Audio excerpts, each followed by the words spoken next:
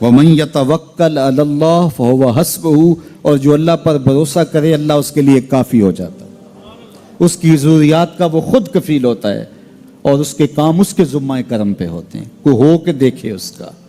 تو جو اللہ سے ڈرے اللہ اس کے لیے راستے بناتا ہے۔ حضرت عوف بن مالک رضی اللہ تعالی عنہ الاشجعی حضور کی خدمت میں حاضر ہوئے اور عرض گزار ہوئے کہ میرا بیٹا سالم مشرکین کی قید میں ہے اور میں فاقوں کی حالت میں ہوں۔ تو فرمایا آل محمد کے پاس ایک سیر جو ہیں، بس اس کے علاوہ ہمارے پاس بھی کھانے کے لیے دنیاوی اسباب نہیں ہیں۔ کہا صبر کرو اور اللہ سے ڈرو، اور لا حول ولا قوت الا باللہ کثرت کے ساتھ پڑھو۔ یہ ایسا وظیفہ ہے، ایک حدیث پاک میں آتا ہے کہ یہ 99 بیماریوں کا علاج ہے، اس میں سب سے کم درجے کی بیماری ہم اور غم ہے۔ یہ دکھوں کا مداوع ہے، مشکلات کا علاج ہے، اور یہ وظیفہ میرے حضور نے بتایا۔ حضرت ابو ذر غفاری رضی اللہ تعالیٰ عنہ کو حضور نے 5 چیزیں بتائی تھی، ان میں سے 5ویں چیز یہ تھی کہ ابو ذر کثرت کے ساتھ لا حول ولا قوت الا باللہ پڑھا کرو۔ فرمایا عرش الہی کے نیچے ایک خاص خزانہ ہے، یہ وظیفہ وہاں سے آیا ہے۔ یہ زندگی میں معمول بنا لو، جب پھنس جاؤ، مشکلات میں آ جاؤ تو لا حول ولا قوت الا باللہ پڑھو، اللہ راستے کھولے گا۔ تو حضور نے 3 چیزیں فرمائی، اللہ سے ڈرو، صبر کرو، اور کثرت کے ساتھ لا حول ولا قوت الا باللہ پڑھو۔ وہ فرماتے ہیں کہ میں یہ عمل شروع کیا، ابھی گھر میں بیٹھا ہی تھا کہ دروازے پہ دستک ہوئی، تو میں اٹھا کہ دروازہ کھولوں دیکھوں کہ کون ہے۔ تو دروازہ کھولا، دیکھا میرا بیٹا کھڑا ہے اور اس کے پیچھے 100 اونٹ کھڑے ہیں۔ تو میں نے کہا کہ تم اور یہ اونٹ؟ کہا مجھے موقع لگ گیا، میں ان کی قید سے بھاگ آیا اور آتے آتے ان کے 100 اونٹ بھی ہانک لایا ہوں۔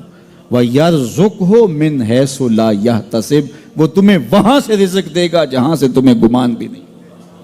اس کے ہو کے تو دیکھو، اللہ اکبر، اللہ کے ہو جاؤ تو پھر وہ تمہاری ضرورتوں کا کفیل ہو جائے گا۔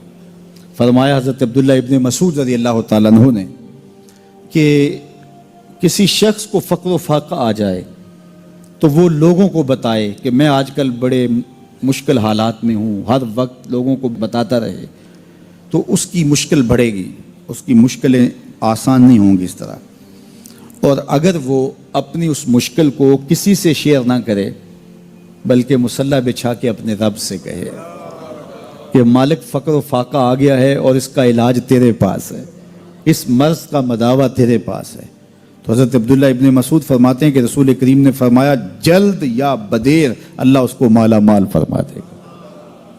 یہ بھی کبھی کر کے دیکھو، مشکل آ جائے، فاقہ آ جائے، مصیبت آ جائے، کسی سے نہ کہو، صرف اپنے رب سے کہو، پھر دیکھنا اس کی کرم نوازیوں کا می کیسے برستا ہے۔ فرمایا اللہ پر بھروسہ کرنے کا جو حق ہے اگر وہ تم ادا کر دو، وہ تمہیں ایسے رزق عطا کرے جیسے پرندوں کو عطا کرتا۔ ہم تو دکان پہ جانا ہوتا ہے، فیکٹری میں جانا ہوتا ہے، ہم اپنے کاروبار پہ جانا ہوتا ہے، نوکری پہ جانا ہوتا ہے، مزدوری پہ جانا ہوتا ہے، ہمیں پتہ ہے کہاں آج صبح جانا ہے، لیکن پرندوں کو کوئی پتہ نہیں ہوتا کہاں جانا ہے، راس المال بھی نہیں ہوتا، لیکن صبح نکلتے ہیں، شام کو کبھی بھی خالی پیٹ نہیں آئے۔ بن توکل پنچھی اڑ دے، خرچ نہ پلے زیرا ہو۔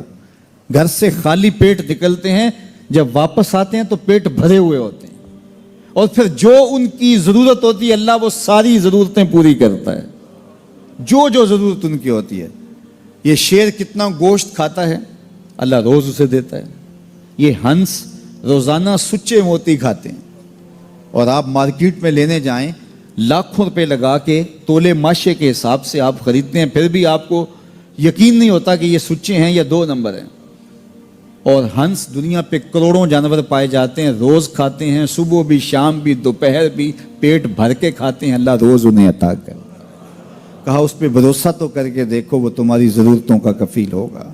اس پہ بھروسہ کرو گے وہ تمہیں وہاں سے دے گا جہاں تجھے گمان بھی نہیں ہوگا۔ ارشاد فرمایا جو اللہ سے ڈرے اللہ اس کے لیے راستے کھول دیتا ہے، اور اللہ اس کو وہاں سے دیتا ہے جہاں سے اسے گمان بھی نہیں ہوتا۔ حضور نبی رحمت صلی اللہ علیہ وسلم نے ارشاد فرمایا 4 اشخاص ایسے ہیں جن کو جنت میں جانے سے کوئی چیز نہیں روک سکتی، اور فرمایا اگر لوگوں کے سست پڑ جانے کا اندیشہ نہ ہو تو اے عمر میں تجھ کو کہوں کہ یہ بات گلی اور بازاروں میں لوگوں کو بتا دو۔ اور پھر حضور نے ان 4 اشخاص کا تذکرہ کیا۔ ایک وہ شخص جو والدین کے ساتھ حسن سلوک کرتا ہے، دوسرا وہ شخص جس کی اولاد زیادہ ہے ذرائع آمدنی تھوڑے ہیں لیکن وہ اپنی اولاد کے پیٹ میں لقمہ حرام نہیں جانے دیتا۔ جب ذرائع آمدنی زیادہ ہوں اور پھر حرام سے بچنا یہ بھی بہت بڑی سعادت ہے، لیکن جب ذرائع آمدنی بھی تھوڑے ہوں اور اولاد بھی زیادہ ہو تو پھر حرام سے بچنا یہ بڑا مشکل اور آزمائش کا مرحلہ ہوتا ہے۔ تو جو اس موقع میں رزق حرام سے بچا، قیامت کے دن حضور کے فرمان کے مطابق جنت میں جانے سے اسے کوئی شے نہیں روک سکتا۔ اور ہم صحابہ کی زندگیاں دیکھتے ہیں، فجر کی نماز ہوتی ہے، ایک صحابی جلدی سے اٹھ کے چلے جاتے ہیں۔ ایک دن آقا کریم نے پوچھا کہ ابو درداء کیا بات ہے؟ تو حضرت ابو درداء نے عرض کی حضور آپ جانتے ہیں آج کل مدینے میں کھجوریں پکنے کا موسم ہے اور سحری کے وقت ٹھنڈی ہوائیں مدینے کی سرزمین کو سلام کرنے بھی آتی۔ میرے ہمسائے کے صحن میں ایک اونچا لمبا درخت ہے کھجور کا جس کا جھکاؤ میرے گھر کی سمت ہے، اور جب ہوا چلتی ہے تو اس سے کھجوریں ٹوٹ کے میرے ویڑے میں گر پڑتی ہیں۔ میں جلدی جلدی اس لیے چلا جاتا ہوں کہ بچوں کے اٹھنے سے قبل وہ کھجوریں اٹھا کے ان کے گھر میں پھینک دوں، کہیں ایسا نہ ہو کہ میرا بچہ کوئی کھجور اٹھا کے اپنے منہ میں ڈال لے۔ یہ صحابہ کا مزاج۔ اور ہماری سڑک سے گنے کی ٹرالی گزر کر تو دیکھیں، ہم بچے کو شاباش دیتے ہیں کہ بڑا دلیر نکلا ہے۔ جس کو آج آپ حوصلہ افزائی کر رہے ہیں کل بڑا ہو کے ڈاکو بنے گا، کل بڑا ہو کے راہزن اور لٹیرا بنے گا۔ اولاد کی تربیت کے باب میں یہ بات ہے کہ اگر وہ گناہ کا ارتکاب بچپن میں بھی کرتے ہیں تو ان کی وہاں حوصلہ شکنی کی جائے تاکہ ان کے دل میں گناہ سے نفرت پیدا ہو جائے۔ تو حضرت ابو درداء نے عرض کی حضور میں اس لیے جلدی چلا جاتا ہوں کہ ہمسائے کے گھر سے جو کھجور کا درخت ہماری سمت جھکا ہوا ہے اس کی کھجوریں جو گرتی ہیں میں ان کو اٹھا کے ان کے صحن میں پھینک دوں تاکہ کہ میرا بچہ وہ کھجور اپنے اندر نہ لے لے۔ اور آپ جانتے ہیں کہ حضرت امام حسین رضی اللہ تعالیٰ عنہ مسجد نبوی میں آئے، صدقے کی کھجوروں کا ڈھیر لگا ہوا تھا، بچے تھے، ایک کھجور اٹھا کے انہوں نے اپنے منہ میں ڈال لی۔ تو آقا کریم صلی اللہ علیہ وسلم تیزی سے آگے بڑھے اور ان کے حلق میں انگلی ڈال کر حضور نے کہا کہ اس کو نکالو باہر اور اندر سے کھجور باہر نکلوا دیں۔ میں اور آپ اپنے رزق پر اگر غور کر لیں اور اپنے رزق کی حلت کا سامان کر لیں تو عبادت کی لذت نصیب ہو جائے۔